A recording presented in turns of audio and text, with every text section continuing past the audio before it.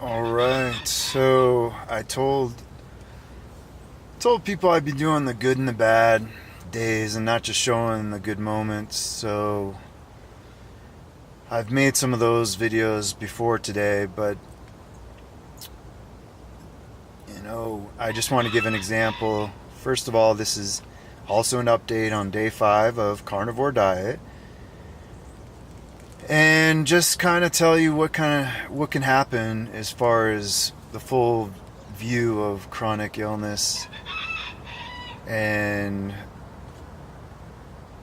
yeah, what it all entails depending on what people are going through. For me, it's the way my symptoms manifest are, yesterday I put in about, broken up with a long break in between, I put in 2 hours of manual labor using a shovel and clearing out an irrigation ditch, which is hard work even if you're well, but it wasn't super long, but it was in the sun, and I like to test myself to see if maybe I'm able to rebound. What happens, it seems like, and this is getting into why it's hard to explain to someone who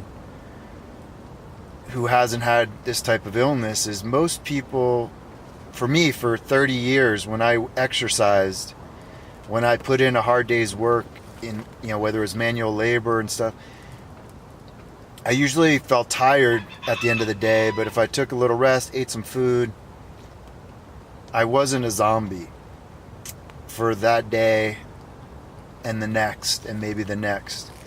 What happens with chronic fatigue syndrome, fibromyalgia, whether it's Lyme disease, I'm not sure what the number one cause of my symptoms are, but I'm sorry about the stupid rooster. It seems like every time I want to make a video, he goes nuts. So it's just the real sounds of the farm, and you can hear it's a pretty windy day. So there's also a weather shift today, which I seem to get. There's a big one coming in, and 24 hours ahead of that, I always get hammered. So I won't know if today why I've been having to rest. I haven't been on my back like this all day, but most of the morning, it's about 5 o'clock now, 5:30 in the afternoon. A good portion of the day, I just could never get my motor running. My brain's been in, it's better than it was earlier, but it's in a complete fog and mud, and it almost hurts to think. So this all could be just the repercussions of using my body yesterday for a couple hours,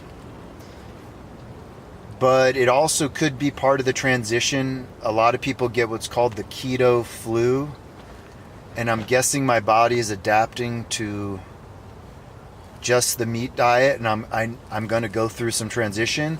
I don't think that's what this is, but it might be contributing. This happens without doing anything sometimes, meaning I could have rested yesterday and I might have woken up like a bus hit me like today. I mean, when I woke up this morning, it felt like I'd been run over several times, and I went to bed at like 10 o'clock and slept.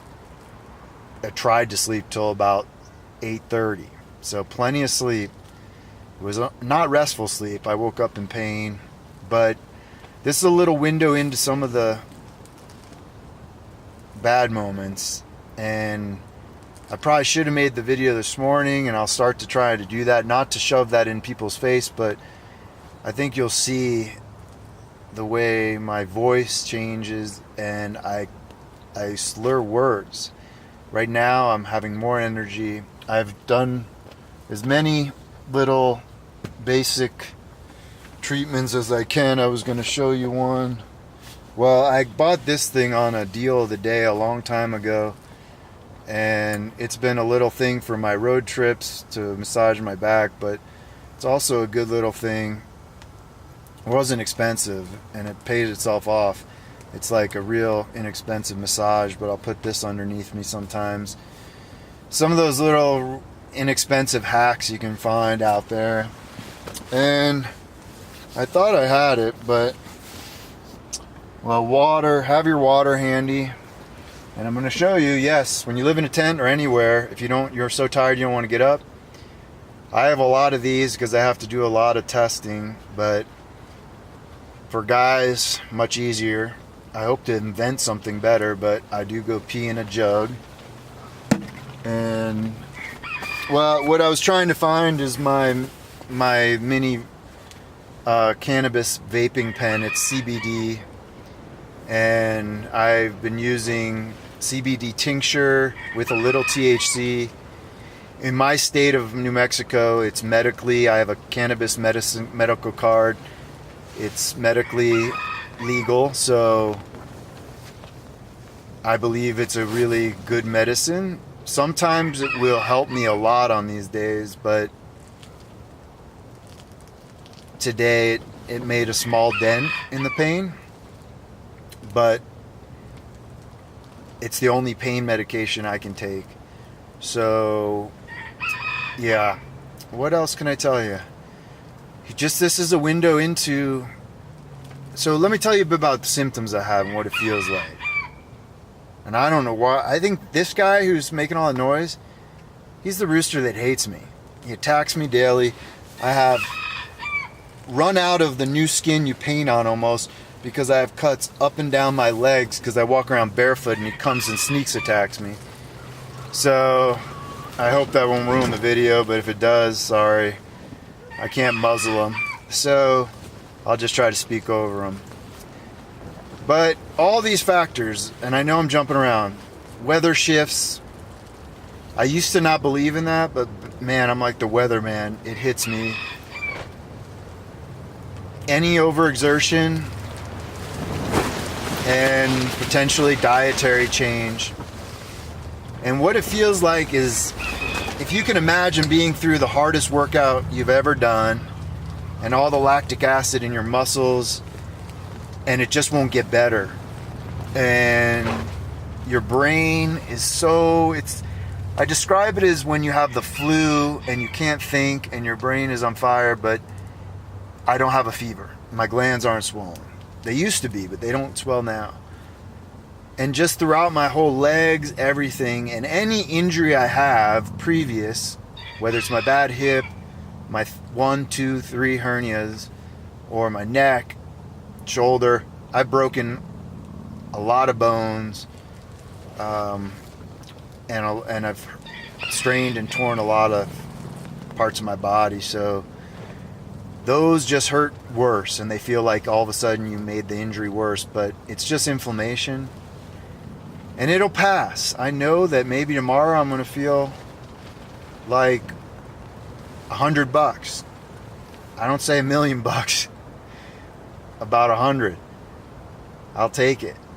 So you just got to keep, right in the background here, you can't see it. I have my laptop propped up. I can actually connect to the Wi-Fi in the home out here. It's not the strongest, but I can watch. I'm watching a show on Amazon. And sometimes laughter therapy is the best.